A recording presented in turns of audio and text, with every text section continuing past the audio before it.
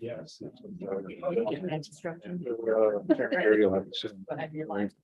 Oh, that's Therefore. Good morning, all. Welcome to our November 21st meeting of Economic Growth and Development. First of all, can we get a motion to approve the minutes of our prior meeting? McGowan, seconded by Wild. All those in favor? Aye. Approved. Discussion items. Project update presentation on the Warren County Comprehensive Plan by Labella Associates. Ethan.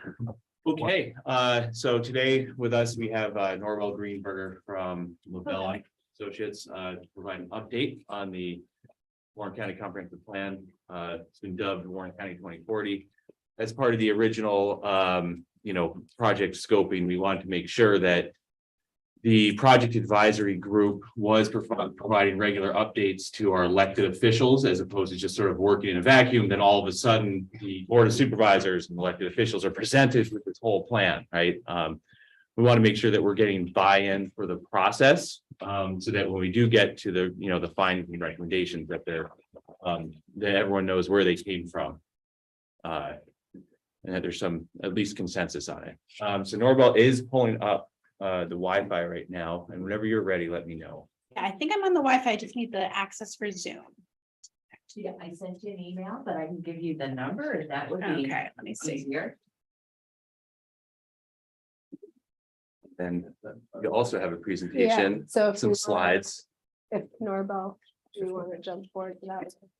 Yeah, let's jump Okay. forward to, we can provide some basic project updates in a bit while Norwell queues up, so we're not all here waiting for technology. We're gonna wait for technology a little bit nonetheless. Still waiting for tech. Also, too, and while we have this moment, we have a new principal planner, introducing Sarah Bruger. Hello, all. I think I've met most of you at last week's meeting, but I am again Sarah Bruger, new principal planner. I am here from Wyoming. I'm originally from the area, but I've spent the last 10 years in Wyoming. Most recently was a planning director for Carbon County, Wyoming. And I look forward to meeting you all and working with you all.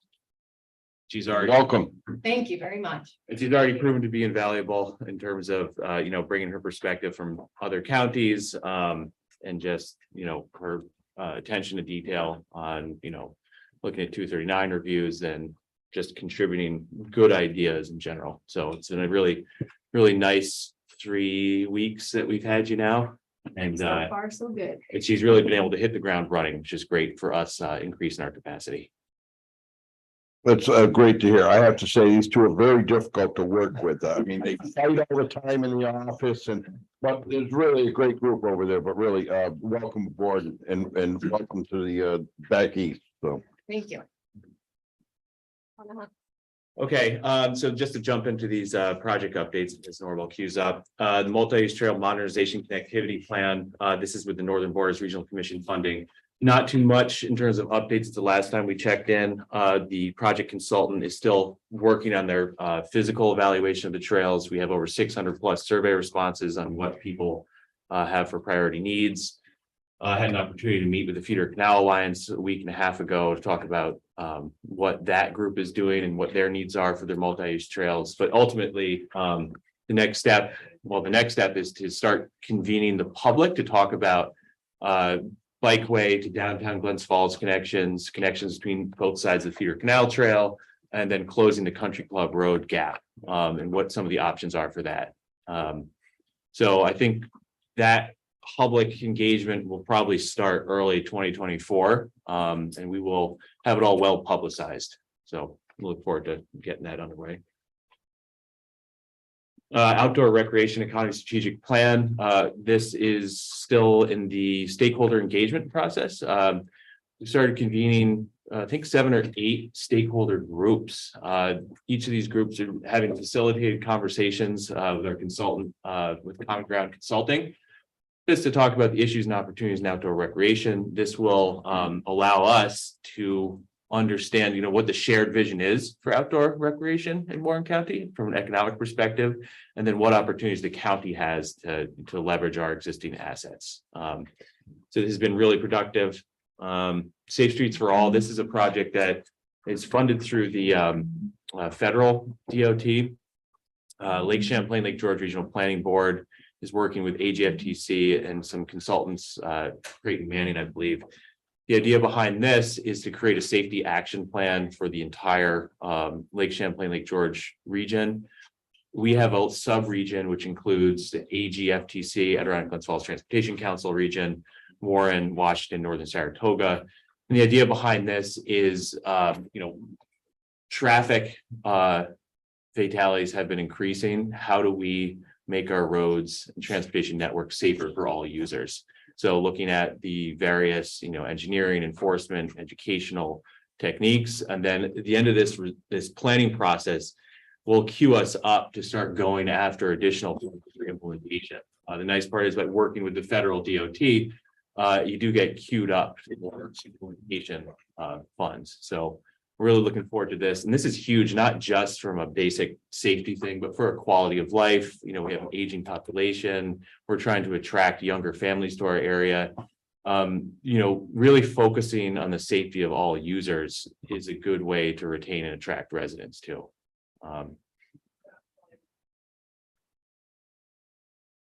And just actually, there was the one note on that slide on AGFTC. So the planning department is a conduit to the Board of Supervisors, in addition to some of our elected officials, for the comings and goings of AGFTC. Right now, they're soliciting projects for their annual work program. This work program provides municipalities with an opportunity to take advantage of AGFT staff time and consultant time to look at smaller scale transportation projects or larger scale and start doing the initial planning and evaluation of these projects so that they can get towards grant readiness or inclusion on the transportation improvement program. This really is the first step to go from, hey, we have an idea or a community priority, something that's been brought up. Let's take it to the next level. Let's put some scrutiny to it and then put it into a position where we could actually go after funding to, design and implement it. So those are due early December. So if anyone, either from the county perspective or the local, your own municipal level, have projects that you want studied for transportation, make sure you get them through to AGFTC. Additionally, the Bike and Pedestrian Advisory Committee is going to be reconvened. This will allow our entire planning area to start having more in-depth conversations about how to improve alternative transportation networks. And again, it trickles into a conversation about the Transportation Alternatives Program, which is a DOT program that provides communities with a pot of money that's completely separate from the regularly programmed money that our Metropolitan Planning Organization receives for transportation projects. So culverts, bridges, repaving, this is an entire pot of money that's used strictly for alternative transportation. So enhancing mobility of users, whether it's transit, walking, biking. These things come out on a 2 to 3 year basis. Right now, we have a deadline of January 6th. I don't think Warren County is in a position to be capturing funds from this. But what we'd like to do, hopefully, is with this pedestrian advisory group, start understanding what the county priorities are so that the next time this funding is available, that we'll be ready to pursue it. This is a conversation that is going to trickle over into probably some other committees as well, as we talk about, how we would go after this funding, because there's quite a bit of it available. Thinking about setting aside money on an annual basis, so that in 2 or 3 years from now that we do have a match sort of in hand, so we could go confidently apply for these funds. So that's it for that one.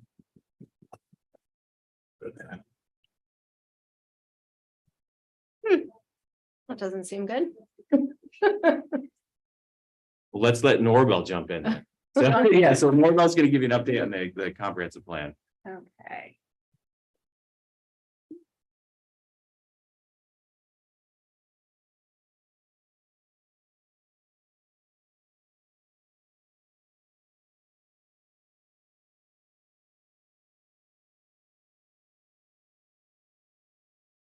So thank you everyone for having me here today. As Ethan mentioned, I'm Nora Bell Greenberger. I'm a senior planner with Labella Associates and the project manager for the Warren County 2040 project. For those who aren't familiar with Labella Associates, you might know us under our former name, the Chazen Companies. We were acquired by Labella about 2 years ago. And I'm from the Glens Falls office, as is everyone who's working on this project. So we work in Glens Falls. We work a lot in other communities across Warren County. I'm a Glens Falls resident as well. So really excited to be working with the county on this project. We do have on our team a couple of other consultants that are working with us. BN Planning and the LA Group are two other probably local names that you've heard. They're going to be bringing their expertise and experience working the county to this project as well. And we also have the Center for Governmental Research, and they're a Rochester-based firm that specializes in government operations and economics. And so they're bringing that expertise to this project as well. The project is being led by a project advisory group there was a really concerted effort to make sure that this was representative of the full county. And so it took quite a bit of time of trying to figure out exactly that mix to ensure that we had representation from across the county. And you can see that with the members that are listed here. We've had a couple of meetings with them, and I do want to say that they're a very engaged group, which is great. That really makes all the difference in coming to the end of this process with a great product. And so we're really excited to have them on board for this project. In terms of, what a comprehensive plan is for a county, it's a little bit different than, the comprehensive plans that a municipality might undertake. And there's been several of those done at the town, village, city level in recent years in Warren County. A county comprehensive plan is not something that every county does, and not every single county comprehensive plan is going to look the same. I think one unifying element is it is all about visioning and looking towards the future. So coming up with where the county wants to be in the next 15, 20 years and thinking of strategies for how to get there. So that's kind of the unifying element that connects all comprehensive plans. That being said, in terms of what goes into the plan, we spent a lot of time working with county planning department, with the county administrator's office, identifying really what the goals of this process are to make sure that at the end we get a product that meets the county's needs. Like any plan, we'll start with a review of existing conditions.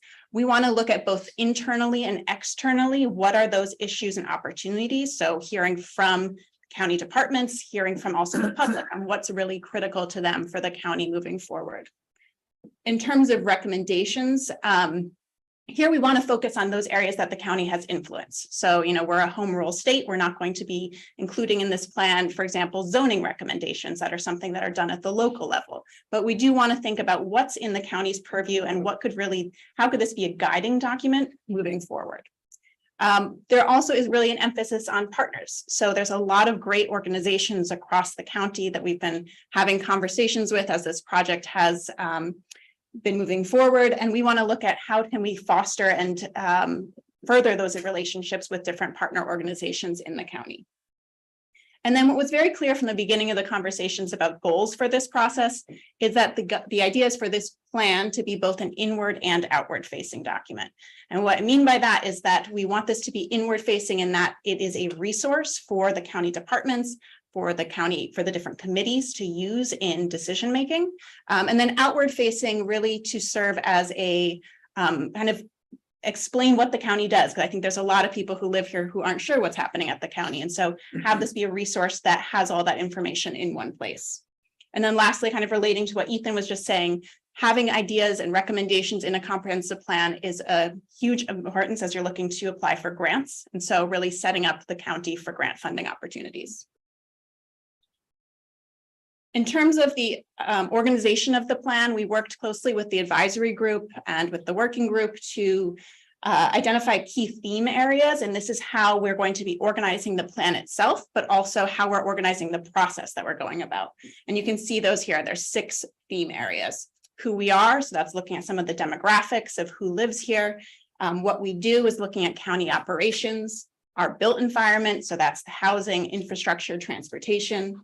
Our natural environment, that's the water resources, land resources, parks, recreation, the economy. So that's going to be looking at the key economic sectors, the workforce needs of the county, and in quality of life, which is all those other components that make people really excited about living here, whether that's the schools, cultural institutions, healthcare, all those pieces that are critical to quality of life.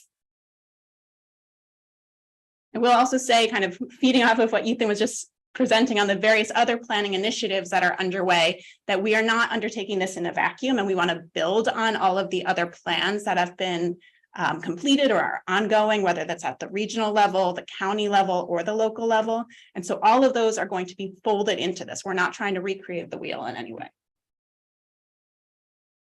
In terms of the project schedule, this really follows a typical process where you start with scoping. You know, what are our goals of this process? That was the early months of this project. Then it's looking into the data, existing conditions, starting to understand a vision, hearing from the public about what they would like to see in moving forward, identifying issues, opportunities, strategies, and then folding all of that into a draft plan and then a final plans. And this all together is about an 18-month process. Throughout all of that is public engagement, which is really key to this process, and which we've, the exact approach we've been working on with the advisory group and the working group. The first component of that is the project advisory group meeting. So those meetings are held in person approximately every 2 to 3 months. They are noticed. They're all open to the public, and there's an opportunity for public comment at the close of all those meetings. There was a survey that was launched at the beginning of November, and that's looking at those issues, opportunities, establishing a vision, and that's being coordinated with the outdoor rec economy plan, because I think there's concerns around survey fatigue. So wanting to make sure that we're being as strategic as possible to get people to respond to the survey. Public meetings and workshops are going to happen at 2 critical junctures during the process. The first we're hoping to have in January, where we can review the results of the survey, start to look at some of those issues and opportunities on those key theme areas. And then later on in the process, we will have another public workshop to review some of the plan recommendations. And for all this, have other opportunities, online engagement as a way to maximize participation through the process. Stakeholder outreach is another key component. I mentioned that we've been having lots of conversation with partner organizations. So we started that over the summer, have been having lots of great conversations with different partners. And then we're going to continue that as we start diving into these focus areas and have additional conversations with key stakeholders in those areas. In terms of where we are in this process, we started working with the county planning department in this past winter, looking at that scoping, where we had conversations with the internal working group, developing that. Then in the spring, we shifted to that deep dive into the analysis. So looking at demographics, but then also doing interviews with every county department. So that folded into a report that's actually on the project website now as well. In the summer, we had the official public launch of the plan. And so that was the launch of the project website, which is a resource for all the materials for the process, press release, and it was also the first project advisory group meeting. So that was in August. Then this fall, we've been continuing with the partner organization interviews, the county operations report. That was the summary of those interviews with department staff. Though that was completed, and we had our second advisory group meeting in October. In November, as I mentioned, the public survey was launched. And so we've kind of been building on all these things, having those regular check-ins with the advisory group to guide the process throughout. In terms of next steps, our next advisory group meeting is scheduled for December 13th. Following those focus areas, our discussion is going to be centered around the built environment. So looking at housing, infrastructure, transportation, again, building on all of the previous work that's been done in those areas at the county, regional, and local level, and starting to establish priorities and visioning on these topics. The public survey is going to remain open in December. So we've been working closely with county planning to monitor response rates, make sure that we're really having a good cross-section of the population that are responding to the survey. And then we hope to have our first public workshop in January, again, to review the findings from the survey and deep dive into some of those focus areas. And with that, I think if there's any questions, I'm happy to answer them. Yes. Yeah, you talked about the public surveys. One thing that in Johnsburg I brought up and it kind of shocked them is I want to make sure that that's not an equal thing, or you're putting a lot of that into the 20, early 30-year-olds, because if you survey me, I'm dead by the time this thing comes around. My opinion doesn't really matter because my experiences are no longer relevant at that point in time. This is the world they're gonna be living in. So is that public survey more heavily towards the younger people than the old farts like me? It's a great question. Yeah, I think that's the importance of monitoring responses, and we have questions on demographics in that. And so we're able to see, is it skewed in any way? And do we do then more targeted outreach? Like we've been talking about, do we put things in the, pamphlets at the Wood Theater? Do we give something to schools? Like what's the exact mix so we make sure that we're capturing all those people in the responses? We do actually have a link to the survey going out in both the Queensbury School District and Glensville School District newsletters this week. And then Dawn has also reached out to BOS, who manages the communication for the other school districts. So hopefully that'll be following suit as well, and we can make sure we're capturing younger responses. We also are going to do some boosting on Facebook, and we can target that to specific demographics based on our response rates. So.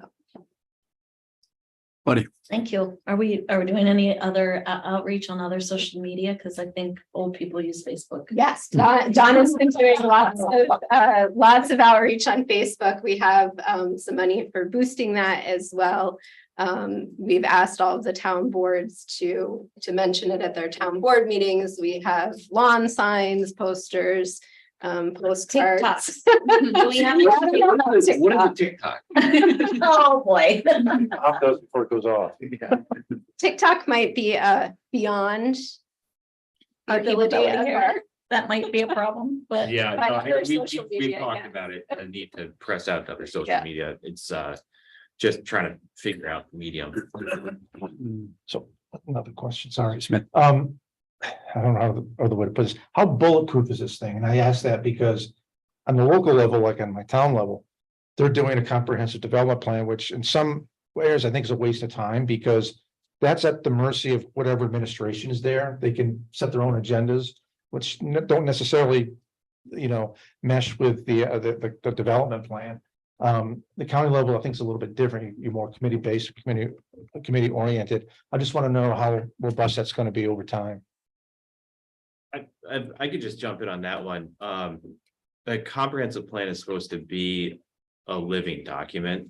We take a snapshot in time. It's like, this is at this time, we have all these different influences going on. These were our priorities. These were the facts that inform this decision making. This is the whole existing conditions, but things change. And plans should be updated to reflect new priorities. So bulletproof, nothing's bulletproof, and I would never say that like, hey, we made a comprehensive plan back in 2023. We got to stick just with that. It's got to be dynamic. We got to use it as a touch, touch point. Realistically, we should take a comprehensive plan and then periodically update it and certain aspects of it, like housing, for example. Right now, we have our housing study. We're incorporating that into the comprehensive plan, but like we're just coming off a period of immense change with COVID, with the switch from a 3% interest rate to a 8% interest rate, whatever, and then we're gonna soon have to adjust for like changing interest rates. It's post-COVID, baby boomers are moving out of their single family homes and going somewhere else. So like, we'll need to check back in on various elements of it. So I anticipate going forward, it's like, we can reassess certain aspects. As Norwell had pointed out in the presentation, we've broken it down into areas. So like the housing component, like if it's the will of the board and we look at the trend and say things are changing quickly, we pick that back up and check in on it. Jim or Go ahead. Claudia. Either way. Well, I want to make sure you guys are aware that we have some data that could be useful to you. I don't know if it aligns enough with you, but the holy grail in all this seems to be how to get the voice of people who are under the age of 40 and either are objectively new or present a view of maybe a recent returnee or new resident. And the Partnership for Community Belonging, which is an informal group, convened more than 100 people in a series of these dialogues over the last year, and we aggregated that data. So I don't like, it may not feed neatly into the way that you guys are looking at some of these things, but it could either be validating or give you some additional depth around certain topics. We also had this conversation this morning at our board meeting about how to re-engage that same community. And to the extent that we do that, we would want to make sure that you guys were a part of that so you could draw whatever you wanted from that. The goal in all of this for our standpoint is simply to make sure that people who aren't normally monitoring all of the social media channels, they don't necessarily see themselves as connected with the place in terms of either governmental structures, or many of them don't feel like they're connected at all. And I don't know that that's a more important voice. It's just oftentimes a blind spot, at least for us. Many of those people that we gathered are their own economic entity. So they're either running a business out of their home, or they haven't necessarily identified themselves in a way that we could get to them any other way. So we're also hoping to talk with the new county clerk about how we might engage them as they register themselves from an EIN perspective here in the county, so that they could be invited into this conversation. So the new staff of the county will give an opportunity to talk to them about how we might do that together. Whatever we have, we'd make it available to you guys. And Yeah, I mean, even in the near term, pushing out the community survey through those networks, even with your mailing list, that would be hugely helpful. And like Sarah said, like we can monitor the demographics of who's responded, we can filter it by age. So that might help us bring up the numbers in the lower end of the. Give me a call. We'll talk about that. Perfect. Sounds good. Claudia. Can you give us any preview of things that are emerging as topics or people are concerned about, or what might be coming out of the advisory group or the surveys to date to this point? I think the aging population has been a recurring theme, both with internally in the discussions with county departments and how that's a concern from a staffing perspective, but then also externally and what that means just in general for the county. So I'd say that's one of those key pieces that's been coming up.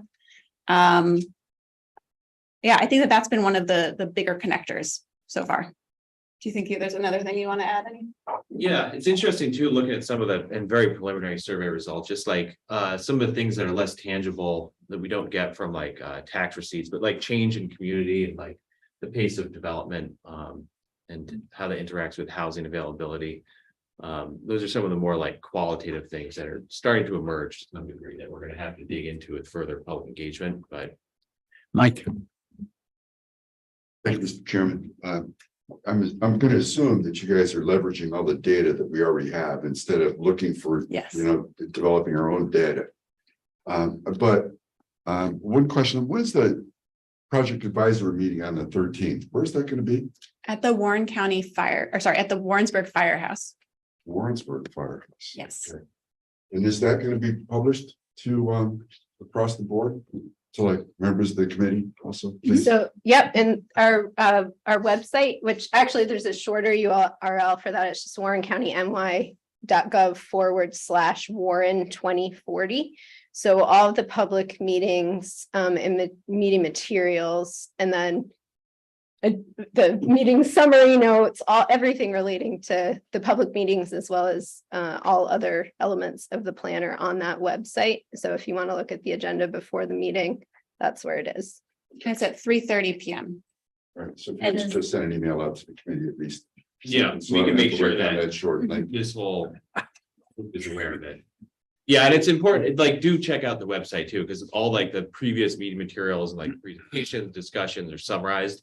So it's helpful to just pick that up and look at like, okay, here we are. This is how we got to where we are today. Mike. Just one more for now, but I'm going to take a slightly different take than Supervisor Smith.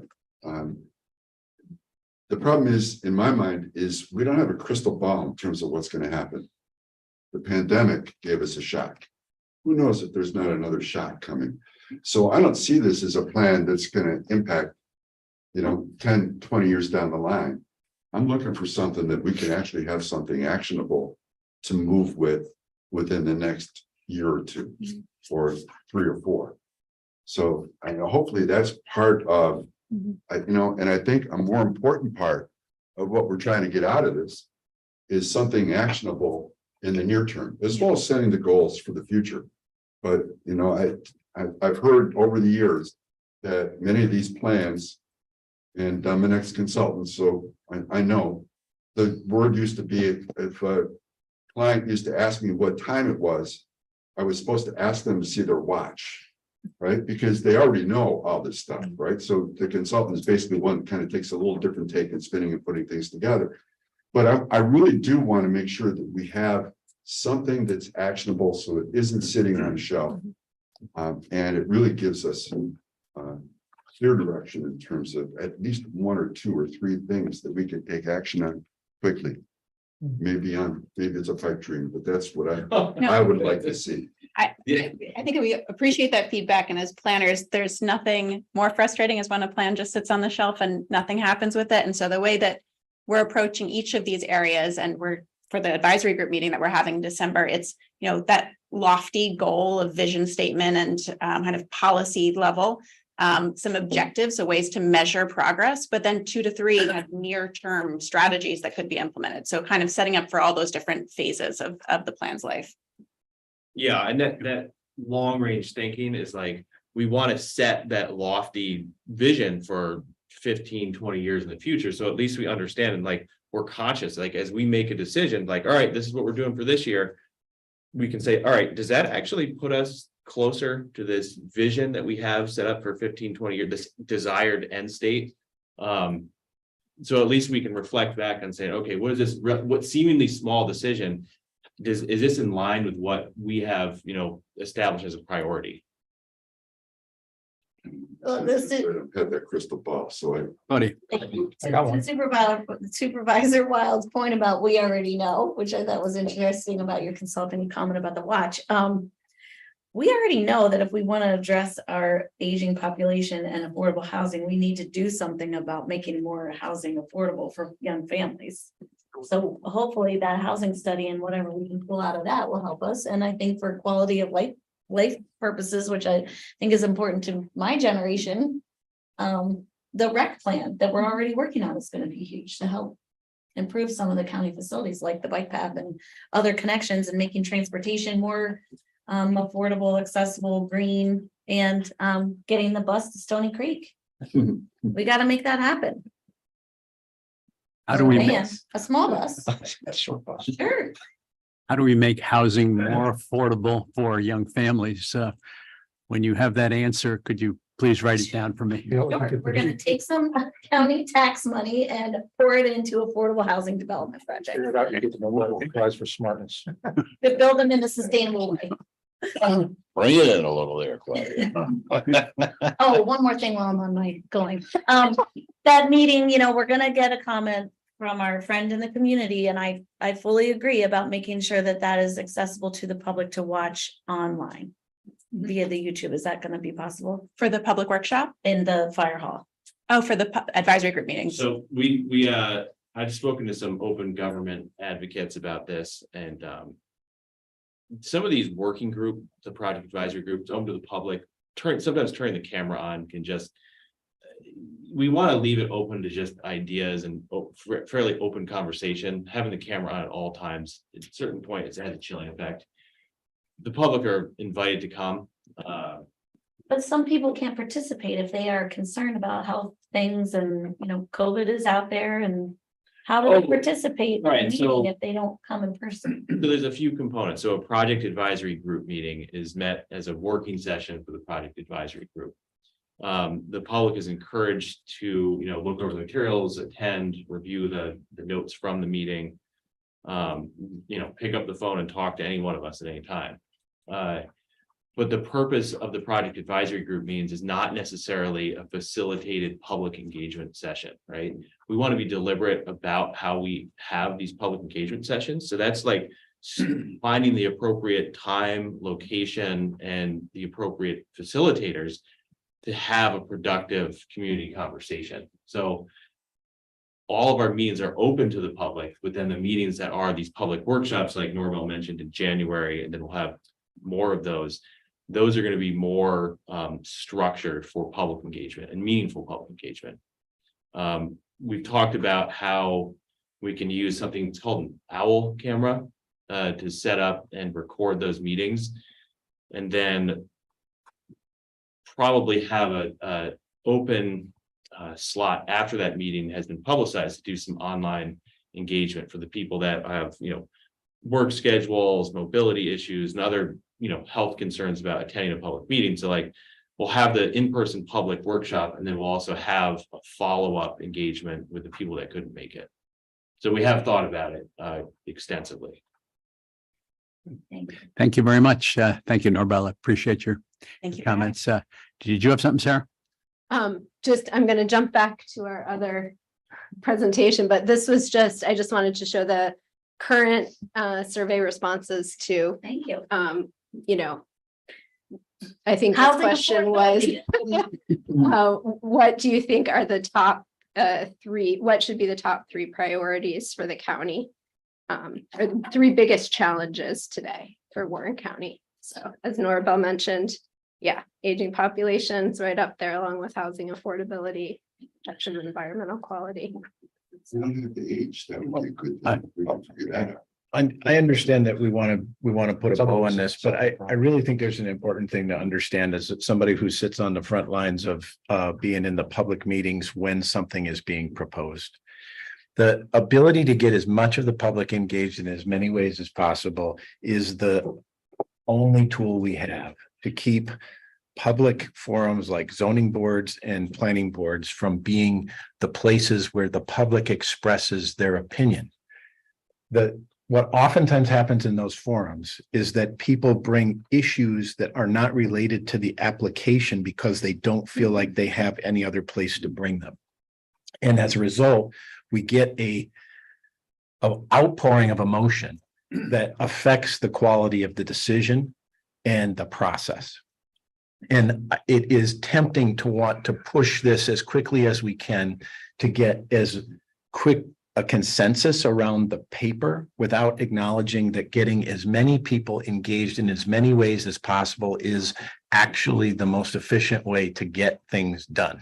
Doesn't guarantee that a planning board meeting will go more smoothly, but if people are frustrated that they haven't had the ability to participate, whether it's in person or online or in any other way, they will express themselves.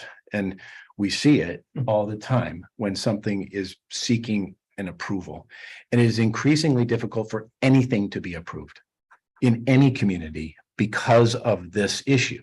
Now, I don't have a I don't have a perfect answer for it. I do know that we want to participate in any way we can to help you with that and create as many places where as many people can be aware of what's going on and have an opportunity to channel to you either directly or indirectly.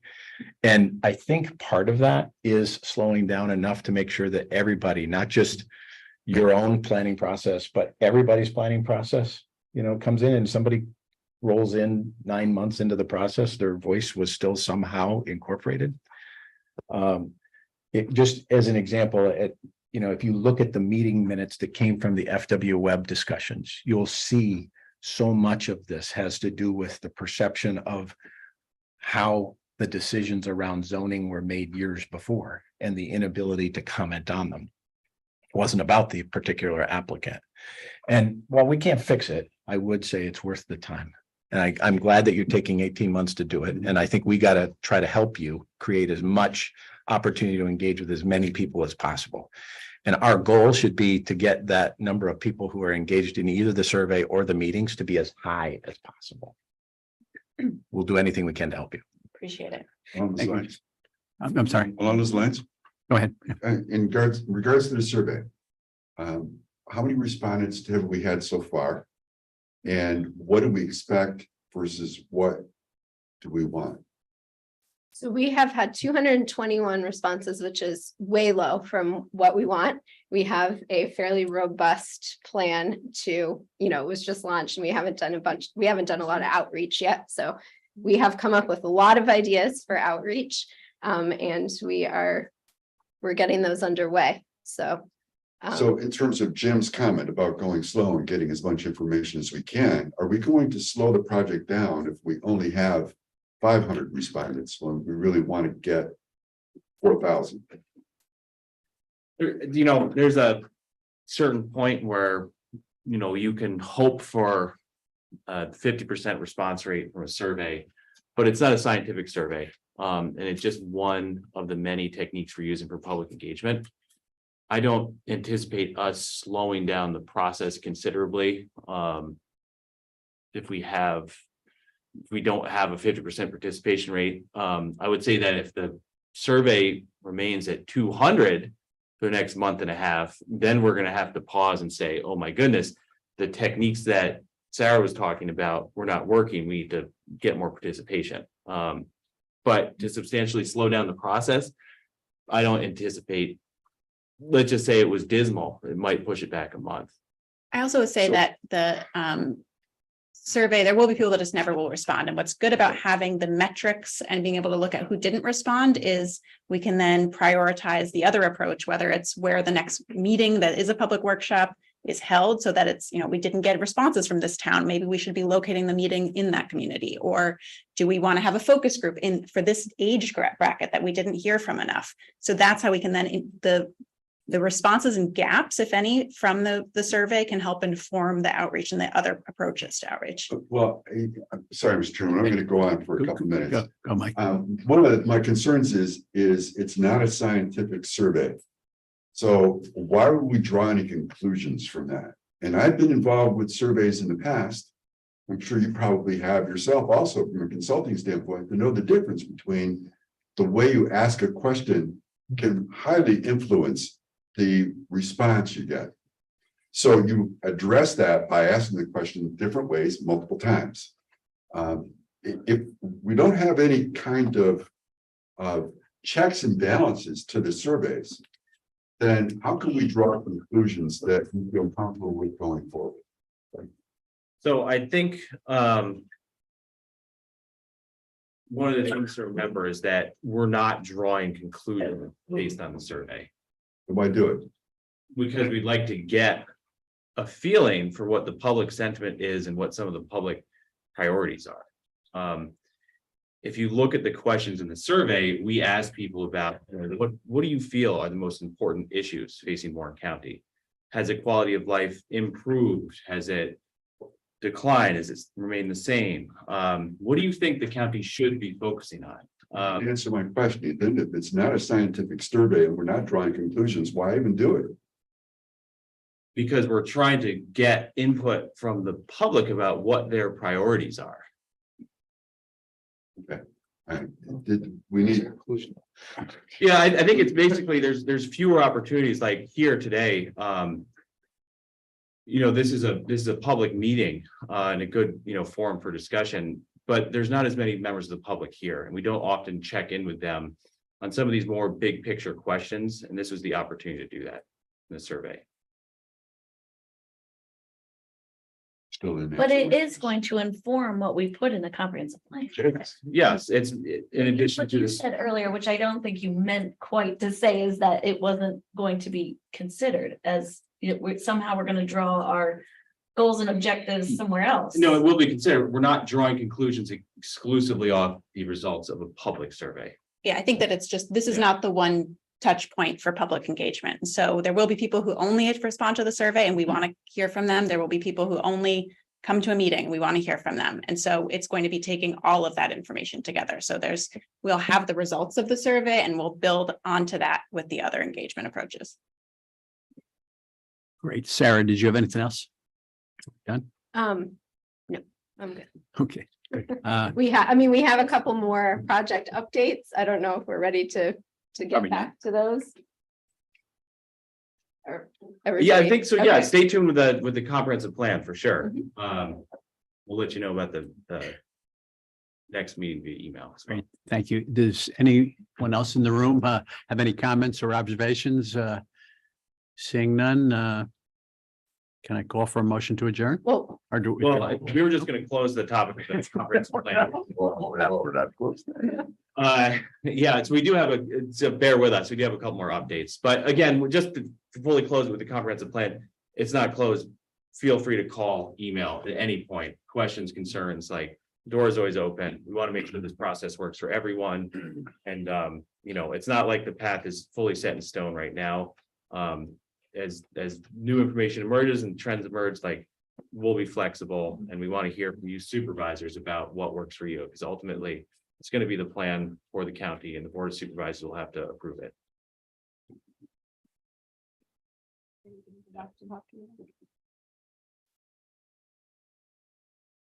So just follow up on the housing study. Last week on, I think it was Tuesday or Wednesday, we heard from the project consultants. It was a good dialogue. Since then, we have put together, Sarah has put together a website that serves as a clearinghouse for the housing study as well as related housing plans. We're going to use this as a basis of just dissemination of information to the general public, local municipal boards. And then also, as we start developing more of a housing strategy, we'll use this website as a way to, put those action items up on the website. So I don't know, any.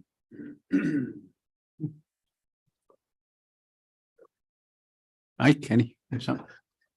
I'll hold my comments for a little later. I think there's some more Okay. topics that Ethan wants to talk about, the whole planning group is working on. Great.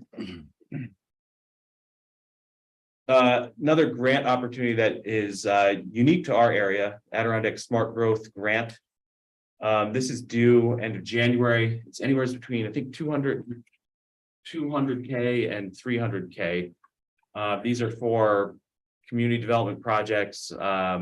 This year, there's an emphasis on housing. In the past, our department has used this funding for a wide variety of things, supported by the First Wilderness Heritage Corridor Initiative, as well as local comprehensive plans. We've already got a few ideas we're kicking around, but if any municipalities have projects that they want to bring to our attention, please let us know so we can start getting the application ready and just see where it lines up with other opportunities.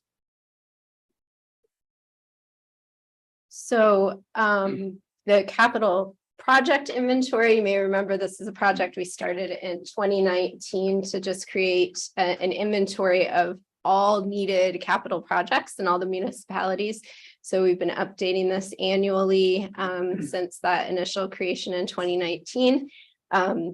This year, one thing that we did is incorporate all of the relevant projects from the recently completed hazard mitigation plan. So there are a lot of stormwater projects in particular identified in the hazard mitigation plan. We sifted through all of those and pulled out the ones that, are the larger infrastructure projects into this inventory. So we have the project sheets, they're also available online, but we're asking, because this information is also going to be incorporated into the comprehensive planning process, we are asking that people, the supervisors or whatever staff you delegate in your town, to review these project sheets and get them back to us. If we're missing any, there's anything you want to add, any updates you need to make, or things that you've completed that we should take off the list, that would be great.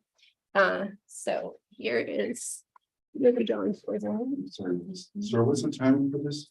So we are asking for a quick turnaround. We have tried longer turnarounds.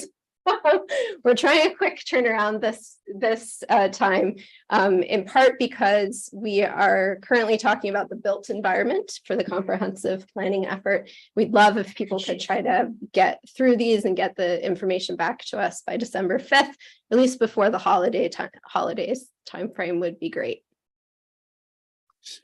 Buddy. Who's your point person for Glens Falls? So for Glens Falls, we'll be forwarding them to Jeremy, the city engineer, Okay. and then also to the water and sewer superintendent. Okay.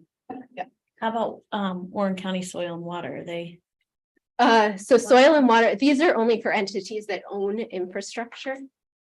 So it is, the municipalities in the county. And we're leveraging a plan that they created that has Yes, mitigation. I know they do a ton with stormwater management. Yeah, this is all the projects that they were involved in identifying Yeah. during the hazard mitigation Okay. planning process. Yeah. Gotcha. Supervisor Wild.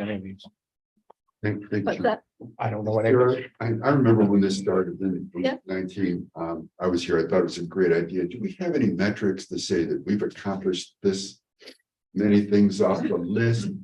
I just Yeah, say, is we this could- something that's worth continuing for us? I know it's a basis for us applying for grants. yeah, I think the initial plan was with all of this was that the county would provide some seed, a fund of kind of seed money to help the municipalities go through the preliminary planning process for some of these projects and take them to the point where they're ready to apply for, funding for implementation. The county has not moved forward on setting that money aside for the municipalities. So any progress that's been made has been solely just a result of, the municipalities funding the projects themselves or getting grant money. But we've assisted with the grants to get many of these done. We have, So is it easy to give us kind of an update of some of the ones that have been accomplished? since yeah, the we could do that. Yeah. Don't spend a lot of time, just, Yeah. it's easy. Thank you, Mr. Chairman. Thank you. Okay, and then I think there's just one more slide and then we'll be done. This is yours. Oh, that's it.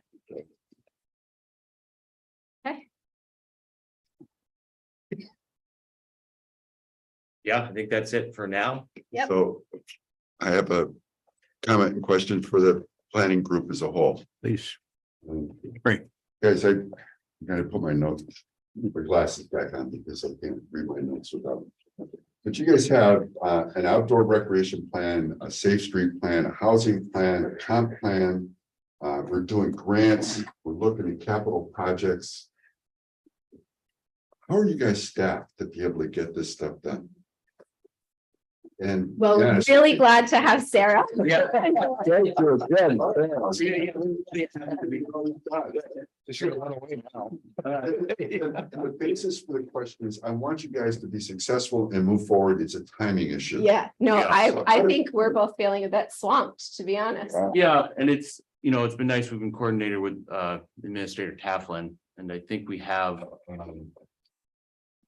And it's sort of an organizational structure and the budget set up to hire an additional, mid-level planner and then a more junior planner.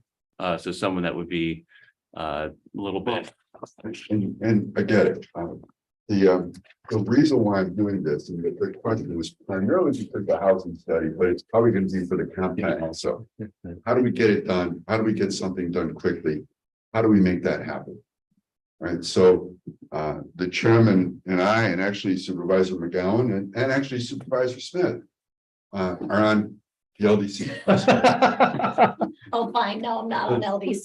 And we talked about housing, we talked about childcare, we talked about all the economic issues that are challenging us. I really want to see something happening as fast as possible with housing, and I don't want to detract from everything else you guys have going on. Yeah, that's a really good point. I actually just had a phone call this morning. I've been having a series of phone calls to other counties that are a little bit further ahead of us with their activities on housing.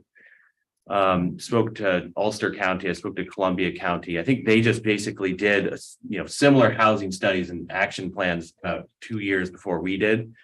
The gentleman I spoke with, his role in the planning department is housing. That's what he does, and that's his exclusive job. So I do not anticipate that we're going to run out of need for county staff to be working on housing.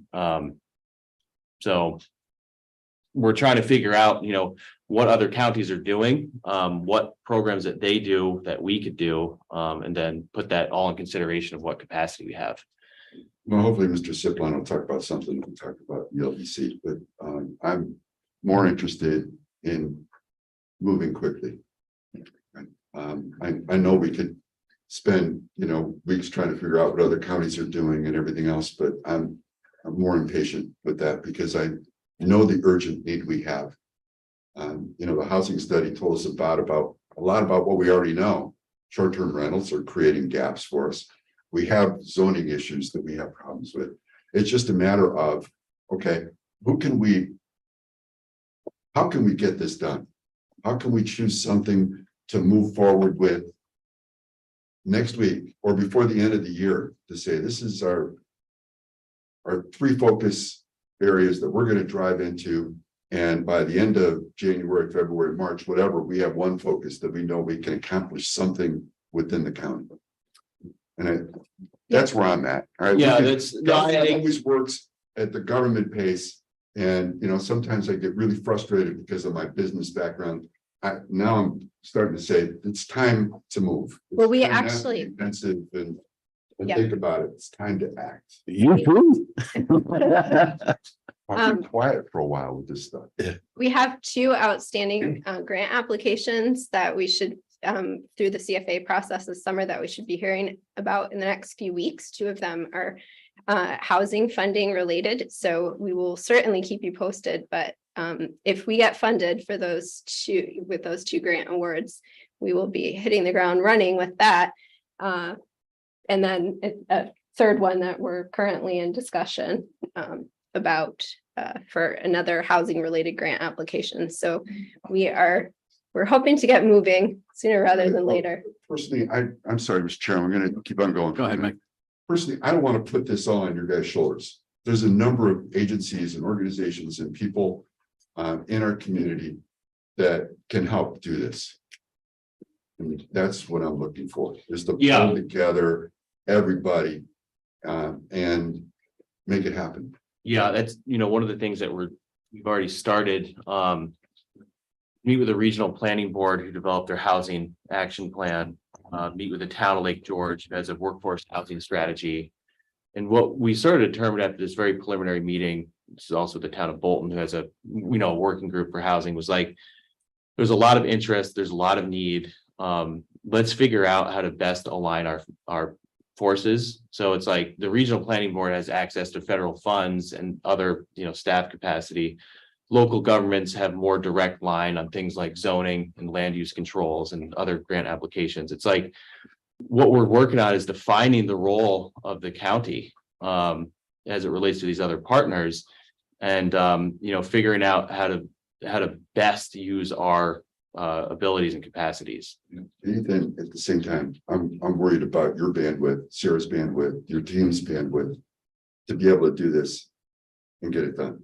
So I'm not looking for a decision today, Okay, but I'm going to keep pushing. John. Okay, thank you, Mr. Chairman. I'm trying to figure out what you want done. So that's what you keep saying, let's get it done. And are we charging the planning department to move out and improve the housing situation? I mean, if that sets us in a different direction a little Well, bit. let me try again. We have a housing plan, and it set us up with, 10, 12 different options for us to pursue. Which one, two, or three do we start with first? And how long is it going to take us to identify those 1, 2, or 3 action items is what my concern is. It's not what they are. It's how do we get to those and how quickly can that happen? And it's a very complicated decision process. You're right. We have to engage with the local municipalities.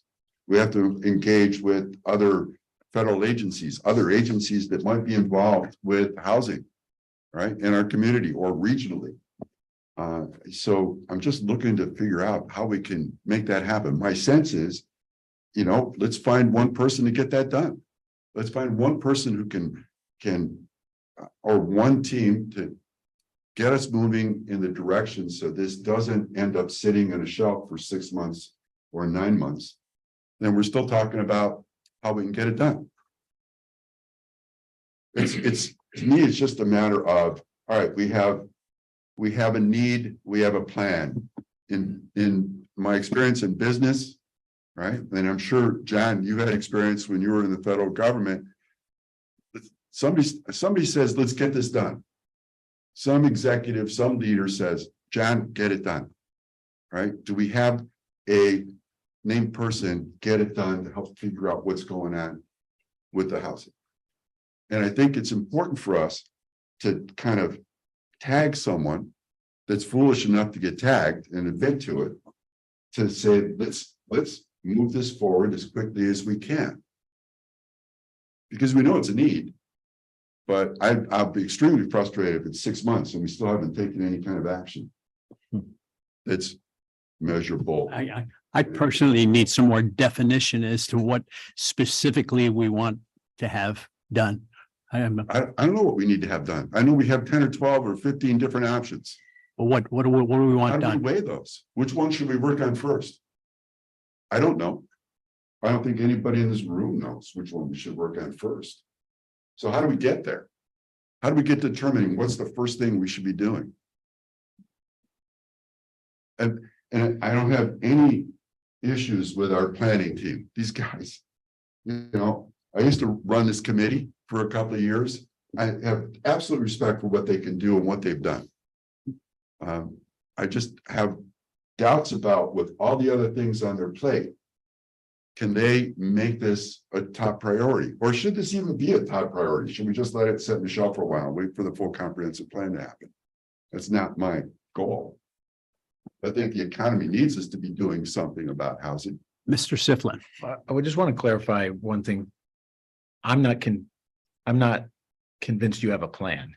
You have a study that identifies needs, and there is a gap between that and what, I mean, there are need areas, clearly. You know, we know we need senior housing. We know we need more of different types of housing. But the biggest real issue is the fact that we are not structured in such a way that it's even clear whose charter that is. And this reminds me to a certain extent of broadband a number of years ago. And I'm not suggesting that we solve it the same way. I just know that what did solve that, or at least created the progress that we have, were the partners that were available to actually execute in the field. So in our case, for instance, one carrier made up the bulk of the growth in what we now have that we didn't have 3 or 4 years ago. It was really their presence, their ability to execute using the funds that were available and being able to do the work. I don't think we know what those resources are right now. I met with HEPIC along with my team more than a couple of times in the last few months, just trying to understand how Essex County is approaching this. But just by virtue of the fact that there is an organization with housing in its title that reports to the county is different than the way that we're currently structured. And I'm not suggesting that you do that. I'm simply saying that in order to follow their approach, you would first have to have an entity that is knighted to do it and that actually has the expertise and the skills to be able to engage with the developers, bring grant funds to bear, and actually produce housing. But to be clear, and I don't want to be more specific than they deserve, there are double-digit number of employees engaged there and less than 50 total housing units in progress. So you can easily spend a lot of time and effort trying to build an organization to not produce a significant amount of housing. I think one of the things that's needed along with your study is an awareness of who are the resources that could actually build and what is it that they're in a position to build. In addition to understanding what is the regulatory environment, the zoning environment, and the needs. And to the extent that that's helpful, I think that we're in a position where we could help, whether it's you guys or anyone else, help convene that in the same way that we brought carriers to bear on broadband. But all we want to do is be helpful here. We're not trying to create anything except forward motion. And it came up this morning in our board meeting, trying to understand how we could be most productive in this. And there were a number of partners that offered services which were pretty unusual. So for instance, in the hospitality sector, there were people that said we could use our facility to host developers for a multi-day conference and talk to them in depth. And in order to entice them to engage us in this conversation, you know, we put them up in a nice place and make it a nice couple of days for them. I'd never heard that before. That was an interesting idea. I think there may be more like that we can bring. And I just want to make sure you know that we're here to help you in whatever way is productive. Thank you, Jim. Anything else? I just Buddy. want to comment that this is like a decades-long problem in the making. So we're not going to have a solution overnight. And we have all these other partners who really do play the role of, you know, creating the housing. Developers are going to do that. But I see the county's role is more facilitating some of the things like local municipalities updating their zoning like Lake George did. You know, Glens Falls is in the process of updating their comprehensive plan. They need to redo their zoning to make multiple unit housing more available. And so does Queensbury, quite frankly. So that we're not just like my nightmare situation would be creating sprawl, suburban subdivision problems. But to actually have walkable communities where we can put more people and give them home options. And the county isn't going to be able to create all those solutions on our own. We need the municipalities, we need the private sector, we need the state to help us out. So it's a multifaceted thing. And yeah, we have the housing study, which took years to just tell us what we already knew was the problem, but it doesn't give us like a roadmap as to exactly what to do going forward. But I do agree with you that we should be putting resources towards it, and these guys are great, and they have the capacity, I hope, to help us get along the road, down the road. Supervisor McGowan. You know, both of you make some really good points. You know, I sit on the Queensbury Planning Board. And, you know, I don't know how long ago, I ended up cleaning out a house on West Mountain Road. You know, because of this project up there on West Mountain, and which originally started this community project up on West Mountain, you know, that's going to be on really both sides, Queensbury and Lake Lucerne. But I mean, I'm going back some years of this project has been in the making, and we're still waiting for it to come to at least the planning board so we can look at it. And I get more phone calls. Well, when's it coming? Good question. So, you know, I understand the speed that we need to move. And I'm all for it. But as you are and as I am very frustrated at the total pace that things happen to move in government because of all the agencies that are involved to get to one little problem. So, how do we do that? Mr. Ciplon brings up a great point is, you know, we need an entity that just focuses on that. So help. Anything else? Well, Sarah? Mr. Chairman, Come to the table. it's a really complicated situation. Right now, we have, you know, how many open jobs do we have in the county? You know, we're not any different than any other county in the state or any other county in the country, I would imagine. There's a huge workforce gap, right? And we'd like to attract more businesses, but we want to keep the ones we have. And if we're not able to provide them the workforce that they need, we may lose them. It's a timing issue. We don't know. We don't know the future. Right now, we have a big gap. We need to address it. Maybe 5 years from now, that gap is totally different because us old farts, to use your phrase, right, may decide it's time that we don't need to stay in our houses. And now all of a sudden, the housing situation is totally different. So we can sit back and wait 5 years, 10 years, and you know, there's going to be a lot of houses. It's going to be bought up for short-term rental. Well, that's another issue that we need to address also is the short-term rental. It's very complicated. But to sit and say, you know, kind of like we're working on it, show me a plan, I'll be good. So, Supervisor Smith. yeah, I've been listening to a lot of this, and you know, this has happened before. If we look at in 2017, and I know this because I'm up at Gore, the bottom fell out of the ski industry, and Vail and Alta went out and they bought all these mountains. So now you got the Icon and you've got the Epic passes. But when they did that, they bought the towns that these mountains were in. And to some extent, we're seeing that up here, not necessarily from Gore, but because everybody loves this place. It's a great feeling. So every time some tragedy happens in this, whether it's 9/11 or the Lehman Brothers or COVID, they come up here and they start buying land. And they're buying us out. And I don't see that stopping. I mean, we look at it, that wave is going to keep rolling over us. And if we don't look at these other places that were steamrolled, Eagles Nest, Crested Butte, things like this, where all these people now have to travel 30, 40, 50 miles to get to work because they can't afford to live there. This is going to happen. We can't, you know, and this is why I think there's an urgency to this. And I'll echo Mike's comments on the planning group. These are a great set of guys, but there's a bandwidth issue here. There's a bandwidth issue. So yeah, they can work a little bit on the comprehensive development plan. They've got other planning stuff going on. They got this going on. And my personal opinion is, my gut is that affordable housing is going to be linked to transportation.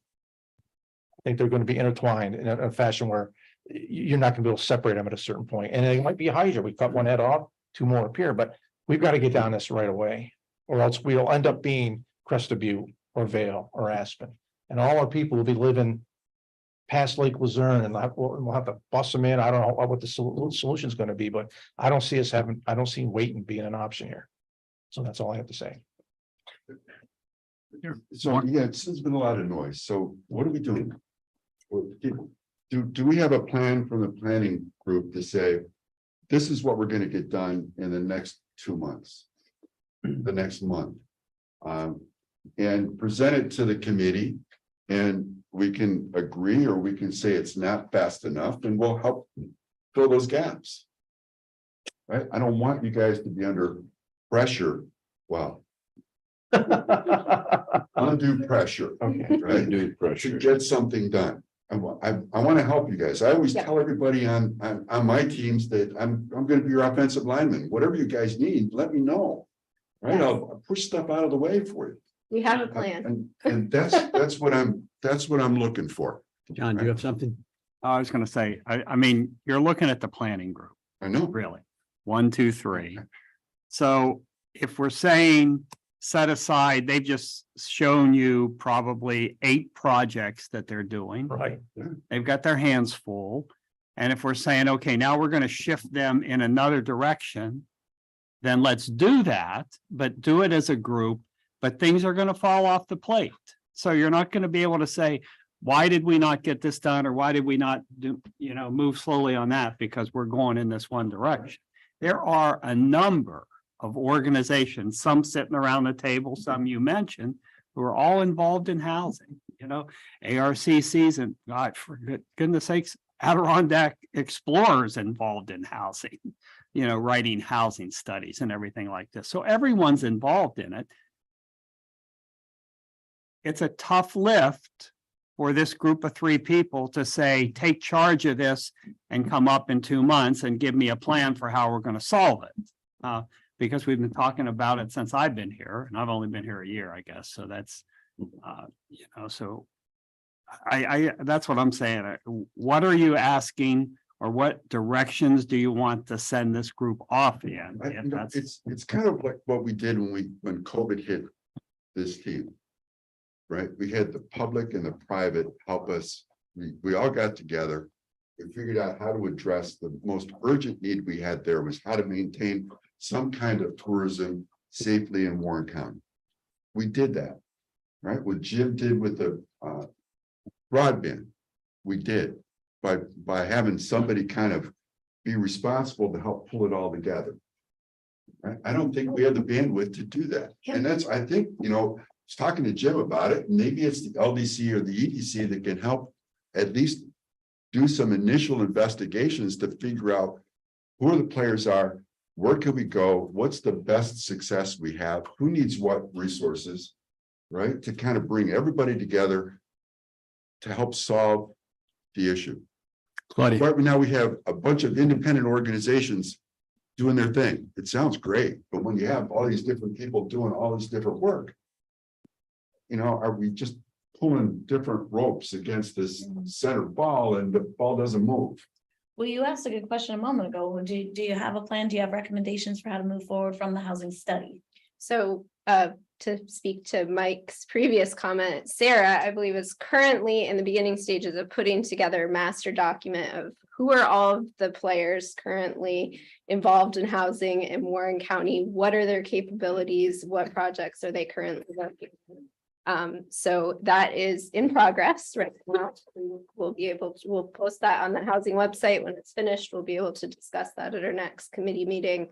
But I think we're feeling like that is the next logical step in this process, is figuring out who's doing what their capabilities are.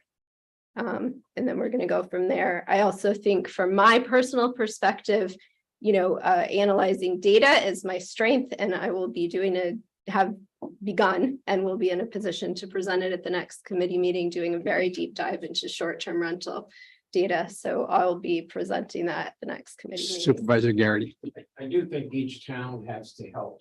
Each town has to identify, like we did our master plan, the shortage really came about when everybody bought up the properties for short-term rentals, at least in my opinion. There's 75, 80 of them. So now we gotta do something different.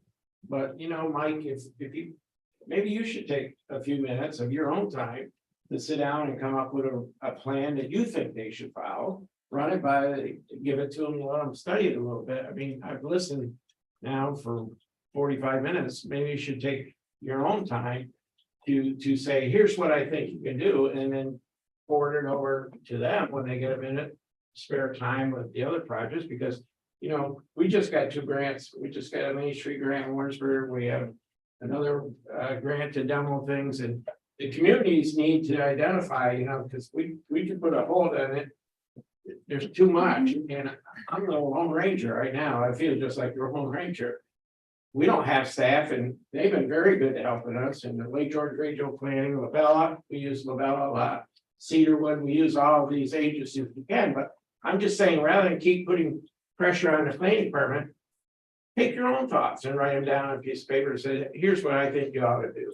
Because, I've got to go and work with them and say, okay, where do we go from here?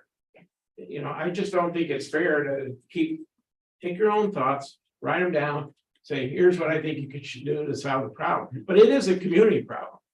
Each community, and then you got to find a developer willing to come into your community who wants to spend the money in your community, who maybe our next housing development is going to be a 16. Well, I think we're planning on a 16-unit senior housing. The town owns the property. We're gonna demo the place, and then we're gonna do it. But that's just one little project. Hopefully that will free up some housing for that. But I'm just saying, I know what you're saying. You're saying give them that some help. I'm trying to get them some help. Well, write your thoughts down rather than verbalize. Supervisor Smith. Well, maybe, this is a lively conversation, and again, 10 miles up the road, all the rules change for housing. Yeah. But now we've got 1, 2, 3, 4, 5 It's people. by community. It's by community. It's Hamlets versus outside the Hamlets. When you cross the blue line, that's what it's all about. So, because the rules change the rules are different for both. And infrastructure is very important to these people. So you can't talk one without the other. So without the infrastructure, you can't go to a guy because he's going to put a house, a fourplex out here, and he's got a big, a septic tank that's 3 times the property value, the property area. So they're different problems. But what I'm saying is, we've got, let's see, 1, 2, 3, 4, 5 guys from the LDC sitting around the table right now. One of the original fiats from that was housing. So maybe we go back on our next meeting, we do what Chairman Garrity says, is sit down, think about some of the stuff, write it down, and then engage the planning department, say, hey, here's how we can help, or here's what we think we can do. I can tell you this list that she just gave me, we've accomplished 3 or 4 projects on there that back in 2020, we decided were our projects. They're done now. I will sit with them. But I think making these project lists are important. And, we try to keep a project list going in our community and you run in the static, but it's a lot different to get somebody to come into my community and take on a housing project unless they have funding handed to them. And we've tried, we really have tried, we'll continue to try. And I work with Nora Bella on that, and we work with planning to try to do it. And, if you get a grant, you're lucky. And then you got to have the person that you're getting the grant for willing to put up their money to do the project. So it's not as easy as it is where you have down here. No, they'd rather go to Glens Falls, not Glens Falls, Clifton Park, where they can build a giant complex. And then you're right about the park. We have the park regulations of, and we could go in and expand our hamlets. We would have a lot easier task to get housing built in our communities. It is important to understand your own history. At one time, the planning department administered grants and actually pushed out money into the community for both housing upgrades and even new development. And it became so unwieldy and difficult to do that it eventually formed an LDC to offload those tasks, although some of the same people were involved in it, just under a different guise. And the money was distributed through the LDC. It was the original basis of forming the LDC. Eventually, even that got so unwieldy that the LDC was essentially moved further and further away from the planning group. I'm not at all suggesting that they can't do it. I'm suggesting that our own history is that that has not been productive in the past. And so when you talk to your peers in other counties, you will find that there's somebody who is either a housing authority or has the entity established to both collect the funds and execute the work. And I think ultimately we have to decide how we want to approach that side of it. And whoever that is, whether that's an entity, a person, a department within the county, that is ultimately going to be the group that's tasked with orchestrating all the things you said. Right.